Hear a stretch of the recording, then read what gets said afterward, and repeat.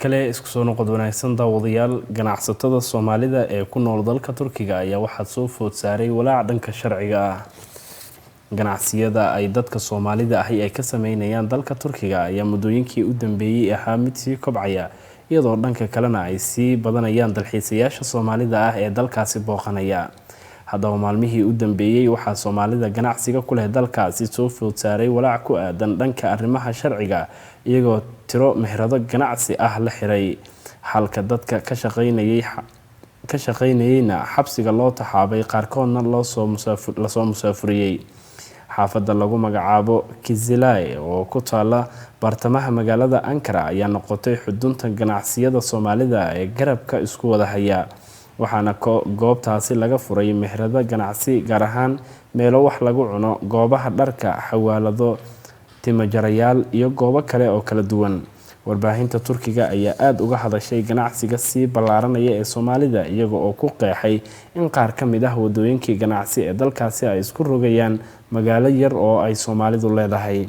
ganacsiga Soomaalida ee dalkaasi ka furan gaar ahaan caasimadda Ankara ayaa badankooda lagu haystaa in ay jabiyeen shuruucdii ganacsi ee dalkaasi u taalay, hadday ahaan lahayd qaadashada ruqsadaha iyo hoggaansanka xeer hoosaadka qofka ajnabiga ah ee ganacsi ka sameynaya dalka Turkiga.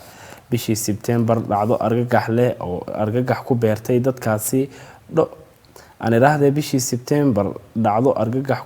dadkaasi dhowr qof oo Soomaali ganacsi ku lahaa xaafadaasi ayaa la xiray halka qaarkoodna la amray in la musaafuriyo, taasoo ku qasabtay inay iibiyaan ganacsigooda ama ay gabi ahaanba xidhaan. dhanka kale hadda waxaa Turkiga dhexdiisa habdhaqan ku salaysan shaki iyo nacayb oo ku aadan qaxootiga dalkaasi, kaas oo martigeliyay ku dhawaad 5 milyan oo qaxooti ah oo badi ka yimid Suuriya.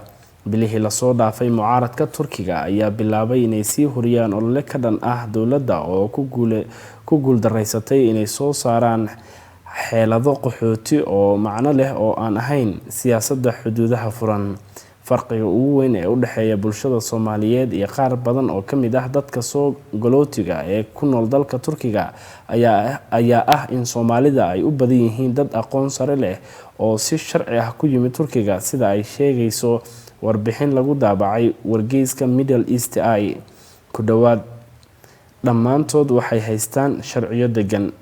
waxaad si moodaa in qulqulka baaxadda lahaa ee Soomaalidu muddooyinkii u dambeeyay ay sida habqalaha ah u tageen dalka Turkiga hadda uu dhalayo natiijo ka duwan tii ay filayeen. dalka Turkiga ayaa 10 sano ee u dambeeyay ahaa saaxiib dhow oo ay leedahay Soomaaliya, iyaga oo madaxweynaha dalkaasi Erdogan uu booqdayba magaalada Muqdisho. dhanka kale Turkiga ayaa deeq waxbarasho siiyay ardayda Soomaalida.